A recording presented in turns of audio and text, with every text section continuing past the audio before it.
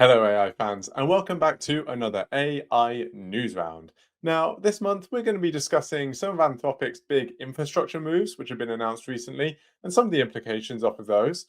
We'll be discussing two of the biggest names in tech with their own takes on OpenClaw, if you remember back to OpenClaw a few months ago.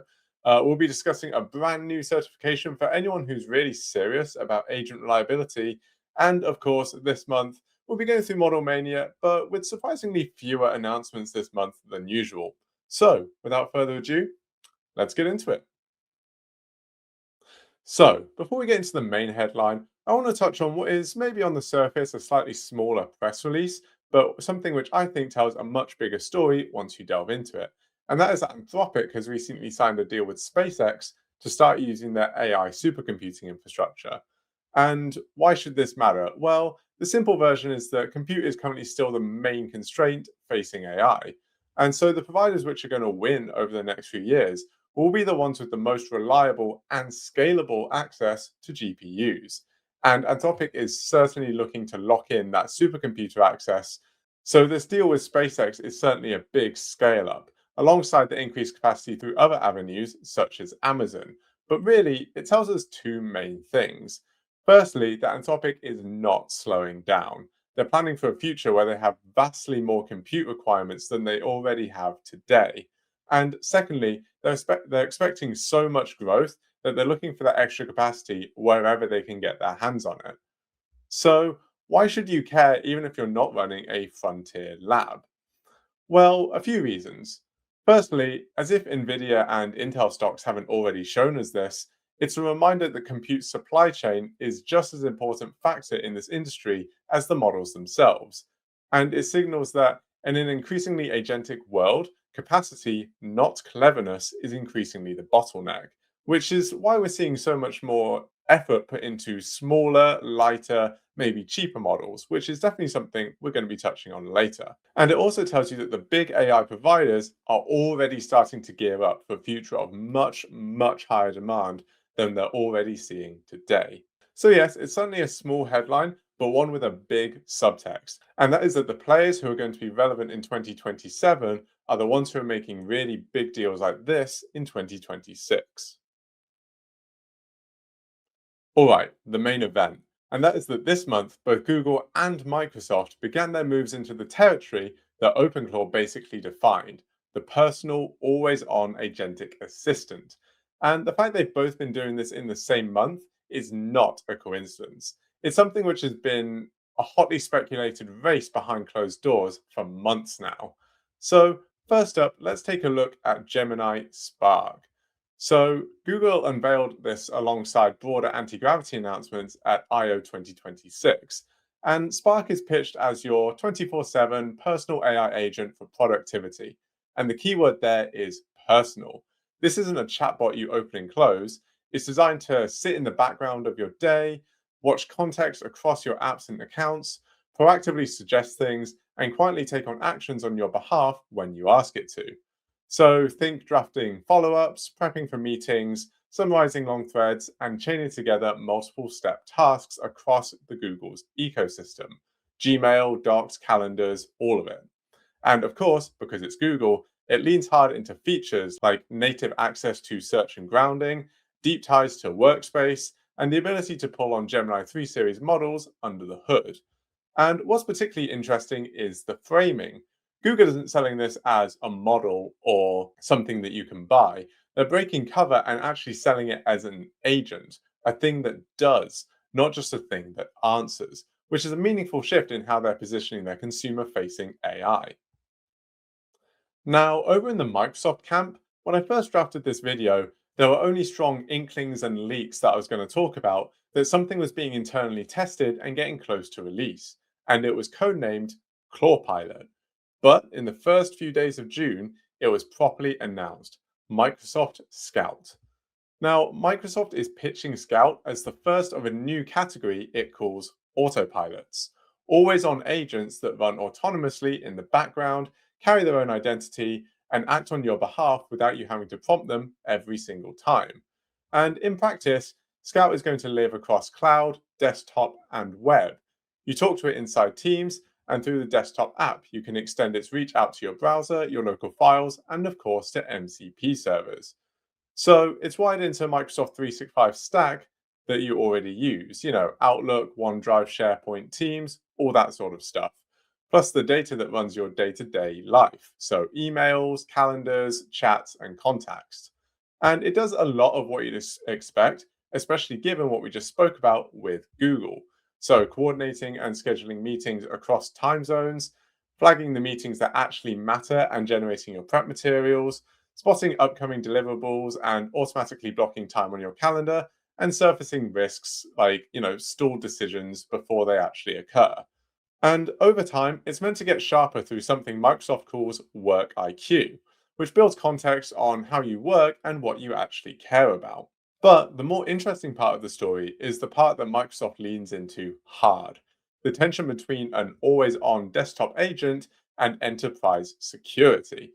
Because the moment you hand an agent the ability to, read files, operate your applications, send messages on your behalf, and move across local and cloud resources, you have to take prompt injection, data exfiltration, and permission sprawl incredibly seriously.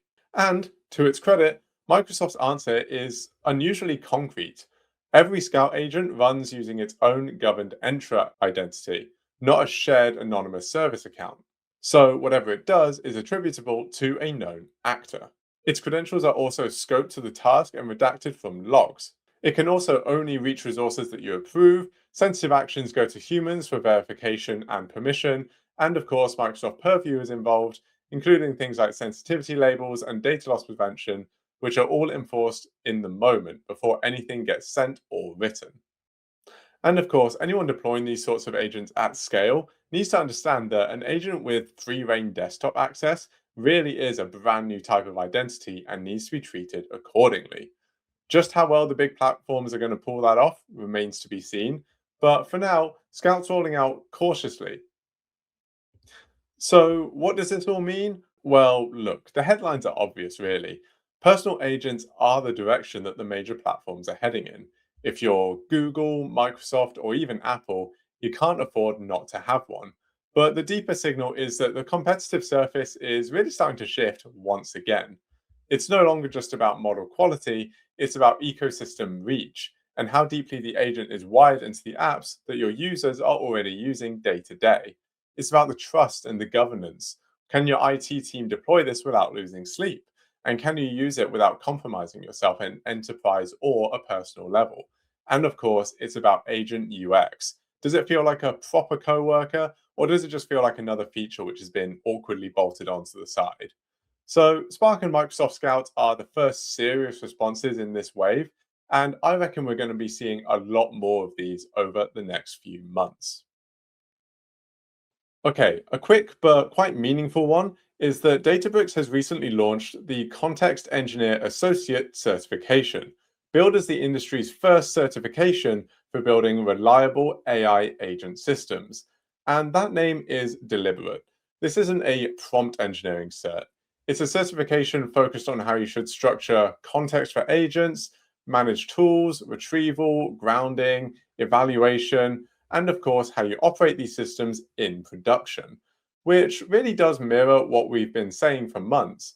And that is that the heart of these developments is reliability and governance, because the hard problem isn't writing one clever instruction, it's managing how models behave as part of a much more complex system. So, if you're working on Databricks, or even if you're not, honestly, this is a useful skill framework to read through. It gives you a structured view of what good looks like when you're building agents that need to be reliable, observable, and of course, governable. And as always, it's a sign of a maturing industry. Like in the early days of ML and ML ops, when certifications start appearing and getting specific, it means the discipline is really starting to gain traction. So this might be one that you want to get on quite early. All right, and we'll round off with the now traditional, albeit slightly smaller than usual, Model Mania segment. And to be honest, the only major release this month came from Google with Gemini 3.5 Flash. And the headline pitch is basically more capable, more steerable, but still cheap and fast. So the main upgrades were improved reasoning and tool use, So Flash is no longer just the fast but shallow option, it's genuinely good at multi-step problem solving. It has better multimodal performance, including stronger context document and video understanding. It has sharper instruction following, which is the boring but important upgrade that makes Flash much more usable within agentic loops. And there are further refinements to the thinking levels, which we mentioned last month, which essentially let you dial the reasoning depth up and down depending on how much you want to pay and how long you want to wait versus the quality of your output. So, Flash continues to be the sensible default for high volume production workloads where you need quality, but you can't spend pro money with every single call. And with 3.5, the gap between Gemini models, especially the bigger Gemini models, has definitely narrowed meaningfully.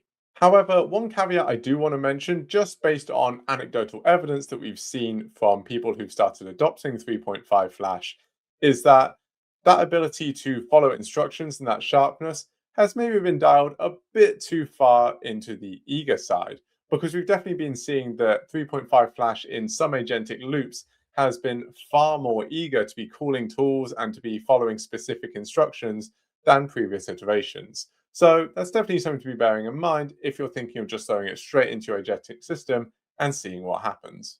And that certainly was going to be the only highlight from Model Mania this month, but right at the end of May, Anthropic snuck in with the last minute but very loaded announcement of Opus 4.8. And to be honest, it's very clear Anthropic were working on something else because this release is kind of underwhelming. There's a lot of 4.8 being modest improvement and saying that there's still more to be done. And don't get me wrong, it is certainly still a big step up from Opus 4.7, but not nearly as big of a step up as we've seen in previous iterations. The one upgrade which is definitely worth flagging is honesty. They're calling it the headline improvement, saying that 4.8 is more willing to say when it's unsure and around 4 times less likely than 4.7 to let flaws in code slip through, at least without remarking on them and flagging them to be highlighted and acted upon. Which is actually quite a funny contrast with Gemini Flash because Flash has been far too eager, whereas Opus 4.8 is now a lot more hesitant and wanting to point things out before any mistakes get through. And the rest of this announcement is just a mix of quietly useful stuff, effort control on Claude, dynamic workflows where it can fan out hundreds of parallel sub agents for code based scale jobs, and also fast mode, which is up to 2.5 faster, but 3 times cheaper than fast mode used to be. So the last thing that's worth pointing out from this announcement is that it mostly reads as Anthropic just wanting to get this out of the way whilst it focuses on something bigger, which it kind of just slipped in at the end of the announcement and didn't really have too much focus on. And that is that Mythos is coming. They're saying that it's going to be released within the next few weeks, so I'm sure we'll certainly be keeping an eye out for that in the near future. And so that wraps us up for today. We saw the Anthropic and SpaceX story, a clear signal that the compute supply chain is still the next great constraint in the AI world. We saw Gemini Spark and Scout, both Google and Microsoft launching their own takes on OpenClaw's personal agent vision and bringing the security questions firmly along with them. We also saw that Databricks' Context Engineering Associate badge is a sign that context engineering is becoming a real certifiable skill, and a kind of slow month in model releases right up until the very end. But we're definitely seeing that June is going to be a big month in the world of new models. So we will definitely wanting to keep an eye out for what is just over the horizon. So, as always, let us know if there's anything you've seen recently that sparked your interest, which we didn't cover, or anything which you want us to definitely cover next month. And if this roundup was useful, give it a like, subscribe to our channel, and share it with that one colleague who still thinks that an agent is just a chatbot with delusions of big grandeur. We'll see you next time.